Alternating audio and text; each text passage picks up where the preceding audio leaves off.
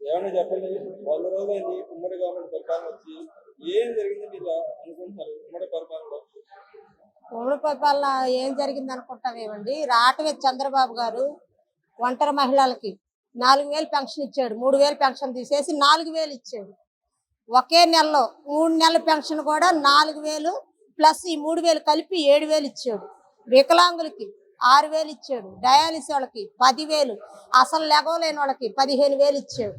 మరి అనుకుంటే అన్నా క్యాంటీన్ ఓపెన్ చేశారు. 5 రూపాయలు ఏమొస్తుందండి, ఒక టీ కూడా రాదు, సింగిల్ టీ.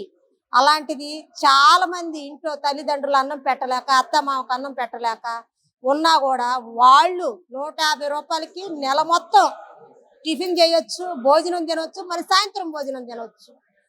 5 రూపాయల భోజనం ఏమొస్తుందండి, సింగిల్ టీ రావట్లా. కాబట్టి అందరికీ బాబు గారు న్యాయమే చేస్తారు. వచ్చిన కాడ నుంచి మంచి పనులే చేశాడు. ఫస్ట్ పెన్షన్ ఇచ్చారు, తర్వాత అన్నా క్యాంటీన్ ఓపెనింగ్ చేశారు. మరి వరదలు వస్తే ఒక సీఎం అనే అతను వచ్చి బాబు గారిని విమర్శిస్తున్నాడు. 73 సంవత్సరాల్లో కూడా అలుపెరగకుండా బుల్లెట్ ప్రూఫ్లు దొడుక్కొని నీళ్ళల్లో క్రేన్లు ఎక్కి పాలు, మజ్జిగ, మంచినీళ్లు, మందులు ప్రజలకు సేవ చేస్తా 10 రోజుల మించి అక్కడ కలెక్టరేట్ లోనే ఉన్నాడు, ఇంటికి కూడా పోకుండా. అది బాబు గారంటే విజనరీ, విజనరీ అంటే బాబు గారు. ఈయన ఏం చేశాడు 5 సంవత్సరాల్లో? జనాన్ని ఏమీ చేయలే.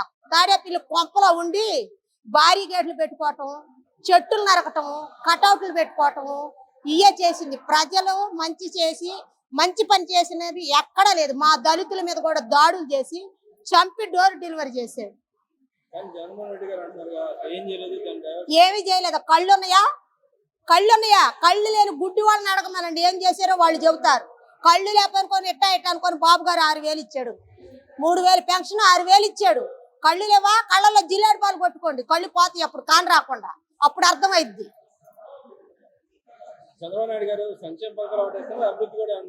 సంక్షేమ పథకాలు ఇస్తాడు, అభివృద్ధి చేస్తాడు. ఏంది బాబు గారు అంటే విజనరీ, విజనరీ అంటే బాబు గారు. ఇలా హైదరాబాద్ హైటెక్ సిటీ చూడండి ఒకసారి. ఒకప్పుడు రాళ్ళు రప్పలు, ఇవాళ ముత్యాలు ఏరుకుంటున్నారు ప్రజలు.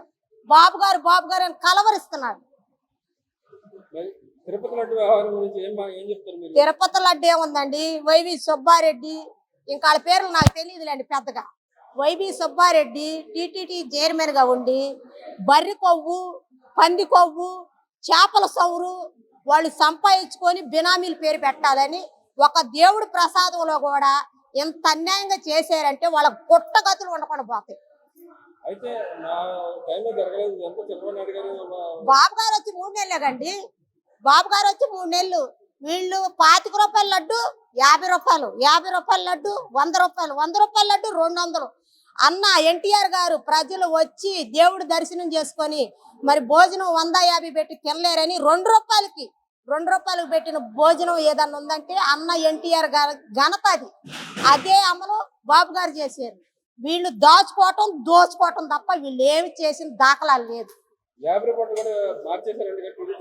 మేమెందుకు మారుతామండి? వాళ్ళు చెబుతున్నారు బర్రె కొవ్వు, చేపల సౌరు, పంది కొవ్వుతో చేశారని వాళ్ళే రిపోర్ట్ ఇచ్చారు. వీళ్ళు మార్చేది ఏందండి? అప్పుడు అధికారులు ఎవరున్నారు? బాబు గారు వచ్చి 3 నెలలు, వీళ్ళు అధికారులు ఎన్నాళ్ళు ఉన్నారు? ఈ టైంలో వచ్చినా ఏ టైంలో వచ్చినా వాళ్ళు చేసింది తప్పండి. 100కి 100% తప్పు. అది కఠినంగా శిక్షించాలా. వాళ్ళని జైల్లో బతికినంత కాలం వేసినా కూడా శిక్ష తీరదు అన్నమాట. అలాంటి దేవుడి ప్రసాదంలో కొన్ని కోట్ల మంది కొనుక్కొని తింటారండి. ఆ దేవుడి ప్రసాదంలోనే ఎంత స్కామ్ చేశారంటే వాళ్ళకి పుట్టగతులు లేకుండా పోతాయి. మా స్థలాలు పొలాలు కబ్జా జరిగినాయండి. మరి అధికారులు ఎవరు మాకు సహకరించట్లేదు. మేము నష్టపోయాము. మరి దాదాపుగా 2020 నుంచి పోయిన నెల మటుకు దాదాపు 12-13 అర్జీలు పెట్టాను. ఎవరు విచారణకు రాలేదు. పొలం కొలతకు సర్వేర్ గారిని తీసుకొస్తే వాళ్ళకున్న పరపతితో ప్రభావితం చేసి కొలత కూడా సక్రమంగా కొలవకుండా వాళ్ళకు అనుకూలంగానే చేసుకుంటున్నారు. గ్రామంలో మేము భట్టరాజులం అండి. మరి మా ఊళ్ళో మొదట సంఖ్యాబలంగా చూసుకుంటే కమ్మవారి పెచ్చు, రెండో తర్వాత నాయుళ్ళు వస్తారండి. పొలాల కాడేమో కమ్మవారి ప్రభావం ఎక్కువ ఉంది, స్థలాల కాడేమో నాయుళ్ళ ప్రభావం ఎక్కువ ఉంది. మేము పూర్తిగా మైనార్టీ, మా అన్ని 10 ఏళ్ల లోపే.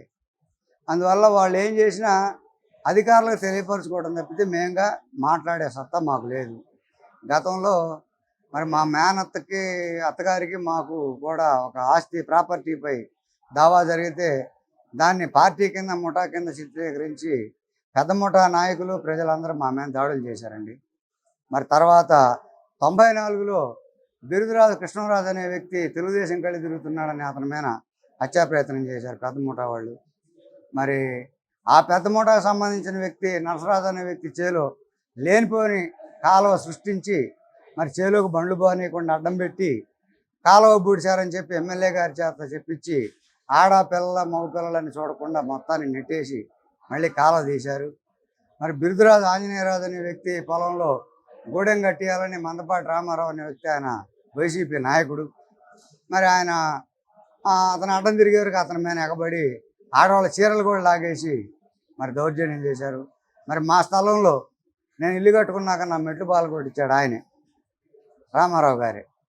ఆ తర్వాత నేను స్థలం గురించి సమాచార హక్కు చట్టం ద్వారా తహసీల్దార్ ఈపూర్ గారికి దరఖాస్తు చేస్తే వారు సమాధానం ఇచ్చారు బాట్లేదని. ఆ సమాధానం పెట్టి నర్సరావుపేట కలెక్టర్ గారి ఆఫీసులో దాదాపు 12-13 అర్జీలు పెట్టాను. ఏ అర్జీ కూడా కనీసం ఒక్క అధికారి కూడా వచ్చి విచారణ జరపలేదు. అందుకని ముఖ్యమంత్రి గారికి అర్జీ ఇచ్చుకుందామని వచ్చాను.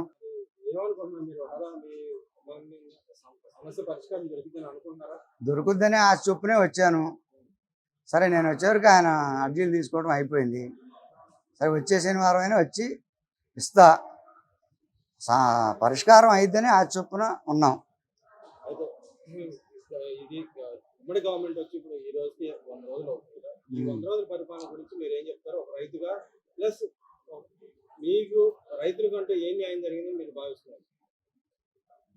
రైతుల గురించి అంటే మరి గత ప్రభుత్వంలో మరి రైతులు ఏదో 10 రూపాయలు ఎక్కువ వస్తాయని గవర్నమెంట్కి అమ్మితే ఆ డబ్బులు కూడా సంవత్సరాల తరబడి ఇయ్యలేదు అనేది ఒక ప్రచారం జరిగింది. నేనైతే గవర్నమెంట్కి అమ్మలేదు, నేను ఈ బయట దళారులకు అమ్ముకున్నాను. సరే, ఇటీవల కూడా ఏదో రైతులకు కొంచెం డబ్బులు విడుదల చేశారని తెలిసింది. పూర్తి వ్యవహారం అయితే నాకు తెలియదు.